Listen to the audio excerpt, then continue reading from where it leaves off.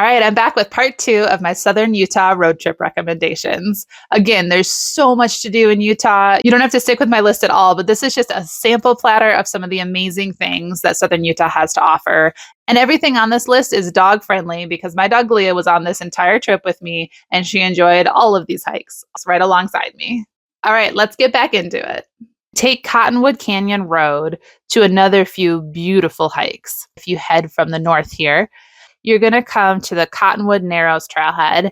And Cottonwood Narrows is a nice, simple hike that is very beautiful. It's about 3 miles round trip. The Narrows are about 1.6 miles long. And you could through hike it and then walk back along the road. Or if you had 2 cars, you could drop one at each spot. But it's only 3 miles to backtrack and make it a round trip out and back. And it's worth walking through the Narrows both ways. Beautiful hike. Nice and shaded, so it's good for a hot day. But even better for a hot day is a hike a little bit south of the Cottonwood Narrows, and that's Lower Hackberry Canyon. In Lower Hackberry Canyon, you get to walk through shallow, cool water for a large majority of the way. It is fantastic. If your dog likes the water, they can splash around and enjoy it, and I just enjoyed the coolness on my feet. Another nice thing about this road is that there is so much free camping along it. I camped a couple of nights on Cottonwood Canyon Road, and they were fantastic campsites. Some in the trees, some down by the river, one by a bunch of boulders. They were isolated and quiet, and you could see so many gorgeous stars up in the sky.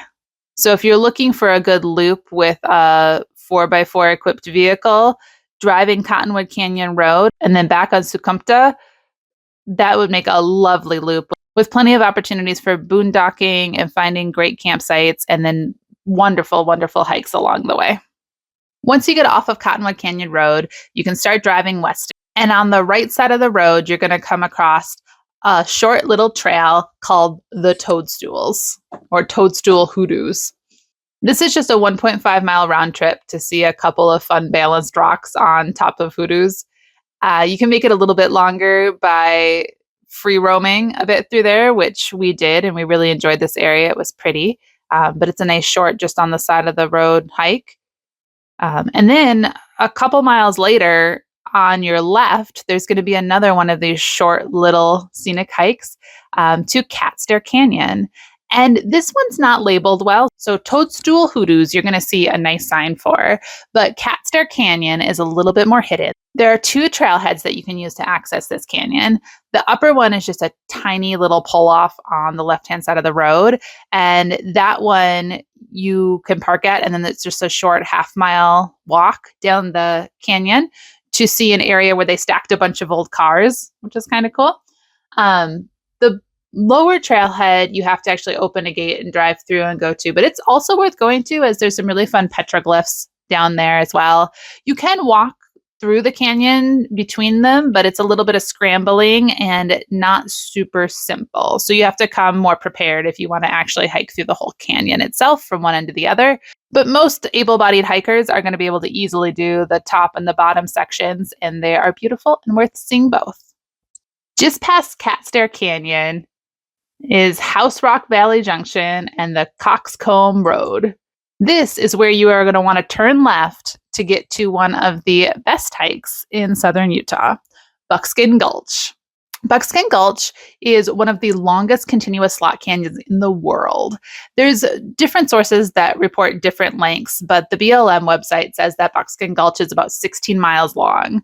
A few years ago, I hiked from Wire Pass to its confluence with the Paria Canyon. It was a fantastic hike, and we continued down along the Paria River to where it kind of opens up at Lee's Ferry. Hiking from Wire Pass to Lee's Ferry was a 3-night adventure for us, 4 days, but absolutely fantastic. On this trip, I made Buckskin Gulch just a day hike and just hiked as far as I wanted before heading back out. Wire Pass is a nice approach to it as you can get to the narrow section pretty quick. It's only 1.7 miles of hiking from the trailhead to the confluence with Buckskin Gulch. And Wire Pass itself is fun. It's a very narrow little slot, more narrow than Buckskin. Just be aware, dogs are allowed here. It is $6 per person and per dog to hike in this canyon. But if you take wire paths, there is a ladder you'll have to navigate with the dog. I had forgotten about this. Luckily, I was able to get Glia up and down, but I was hiking alone with just her. And so if you have a large dog, this could be just a little bit of a challenge. But Buckskin Gulch is hands down one of my favorite hikes and definitely worth paying for and repeating. Also, just like Cottonwood Canyon Road and Scumpta Road, the road past Buckskin Gulch Trailhead, which is called House Rock Valley Road, does have plenty of camping opportunities for you. So there are places that you can drive off the road and camp. Most of them ones that I found were down in Arizona. So you're really close to the state line, but you can continue on that road into Arizona, and there's lots of opportunities to enjoy the great outdoors from your camping rig. After you're done with Buckskin, keep driving back towards St. George, and there's a few more fun hikes to explore. One is the Sand Caves Trail. This is right off the side of the road and pretty short. They say it's a half-mile round trip, but it definitely felt longer than that to me. So I'm curious what they're considering the official trail. But you hike out kind of on sandy ground and then up some rock, and then you get to these sand caves. And they are man-made from when people were mining sand in the area, but they are very cool and unique and fun to walk through. So if you have a little extra time, it's worth a short stop there. And then shortly beyond Sand Caves is a fun canyon called Red Canyon Slot, or it's Peekaboo. But it's not the same as the Peekaboo over by Spooky. And the Red Canyon is not the same as the Red Canyon area in Dixie National Forest. So don't confuse it. It's Red Canyon Slot, in parentheses, Peekaboo. This canyon is beautiful. They say it looks a little bit like Antelope Canyon in Arizona. But Antelope Canyon you can't get to unless you have a guided tour. So it's very fun to be able to enjoy Red Canyon Slot. It's free. It's short, definitely not as big as Antelope Canyon. The slot itself is only a 0.7 mile hike, so just about anyone can go out and do that. The challenging part about getting to this canyon, however, is that driving out to it involves driving through a lot of sand. So you might need a UTV or be experienced with your 4x4 high clearance vehicle and driving in sand. I did see a car stuck on my way out, and I had chosen not to drive in because I don't have much experience driving on sand. So Glia and I walked out.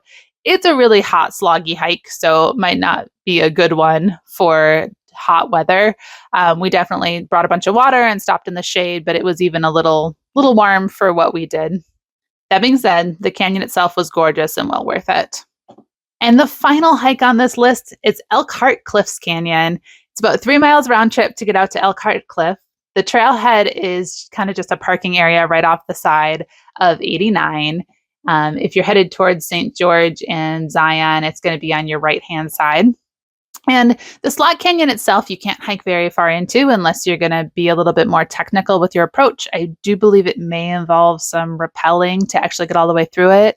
But it was a fun hike out to it, and the beginning of it is absolutely gorgeous. So Glia and I really enjoyed the walk out to this one as well. And then I have a national parks pass, so coming back this way allowed me to drive through Zion National Park.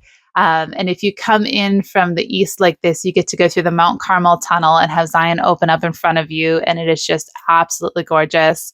We were going to hike along the river in Zion on the Paras Trail, which is kind of their only dog-friendly trail. It's paved and along the river there. However, it was so busy, there was no parking. So we didn't hike there. We just drove through, but it was beautiful. And if you don't want to drive through Zion, you can always backtrack towards Kanab and head down into Arizona to drive around that way. So this overview just touches on a handful of the things that there are to do in southern Utah.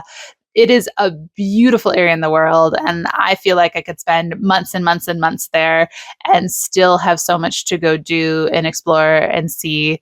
But this is a brief little overview. A fun route with some options if you're just there for a week trip. You probably can't do everything on this list if you're only there for a week, but you can get to several of them, and it would give you a nice sample platter of what southern Utah has to offer. Thanks for watching, and I would love to hear your favorite Utah hiking trails in the comments below. It's a great resource for everyone to see what other people's favorites are. Let us know your favorite hikes, camping areas, activities, whatever you have in mind that you want to share. Let us know in the comments below. Thanks for watching.